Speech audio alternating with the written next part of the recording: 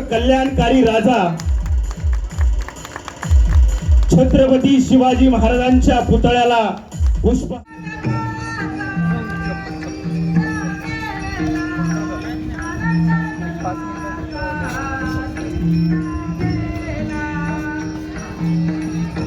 आपला दरवर्षी आता 7 वर्ष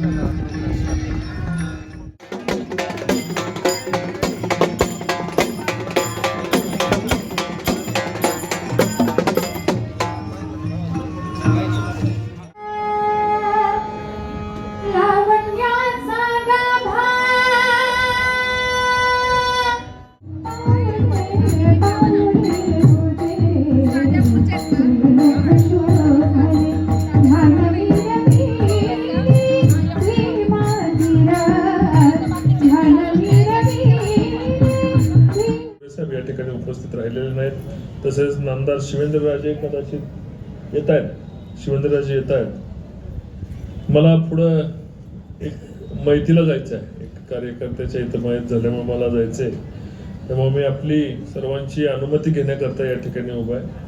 पण डॉक्टर साहेबांचं काम एक सामाजिक काम आणि जबाबदारीच्या जाणीवेमधनं आपल्या सर्व वारकरी बंधूंना एकत्र आणायचं, बंधू आणि भगिनींना एकत्र आणून या ठिकाणी निवृत्ती महाराजांच्या सारखा एक स्टार असे असणारे हबप त्यांना या ठिकाणी आपल्याला त्याचा सर्वांना त्यांच्या कीर्तनाचा लाभ द्यायचा।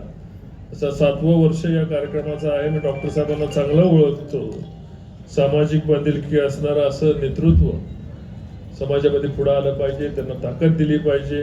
ते आता भारतीय जनता पार्टीमध्ये आहेत, आमच्याबरोबर काम करतायत, माझे सहकारी आहेत, माझे मित्र आहेत।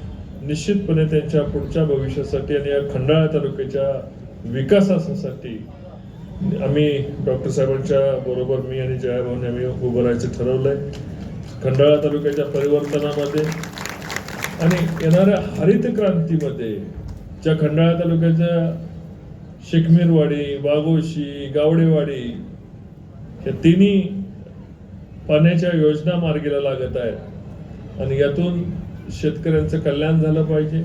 हा पूर्वी फलटण विधानसभा मतदारसंघाचा भाग होता आणि लोक ही आपली लोक आहेत, ह्या लिफ्ट इरिगेशन स्कीम मार्गाला लागल्या पाहिजेत। ही MIDC थोडी अडचणीत आलेली आहे, MIDC पुढं त्याचं भरली पाहिजे, यासाठी डॉक्टर साहेबांचे अविरत प्रयत्न चालू आहेत आणि निश्चितपणे त्यांनी जे स्वप्न या खंडाळा तालुक्यासाठी या लोणंदच्या परिसराच्या विकासासाठी बघतायत ते लवकर आणि अल्पावधीत। नगरपालिका ही सुद्धा चांगलं काम करते, नगर परिषद क्षेत्रामधला रस्त्यांचा विकास, गावाचा विकास, नागरिकांचा विकास, रेल्वे स्थानकाचा विकास आणि एकंदर काय की सर्वांगीण विकास या लोणंदचा झाला पाहिजे, याच्याशी सर्व आम्ही बांधील आहोत, कटिबद्ध आहोत आणि याच्यासाठी आपण सर्वजण प्रयत्न करू। येणारं भविष्य या लोणंदला कांदा बाजारपेठेची ही लोणंद कांद्याचं उत्पादन, कांद्यावर प्रक्रिया करणारा असा प्रकल्प या भागामध्ये आले पाहिजे, त्यासाठी प्रयत्न करू। मला आपण या ठिकाणी बोलवलं, मला सन्मान केला, मी आपल्या या ठिकाणी मनापासून मी आपले ऋण व्यक्त करतो आणि मला पुढच्या कार्यक्रमासाठी जाण्यासाठी मी आपली रजा घेतो। जय हिंद, जय महाराष्ट्र।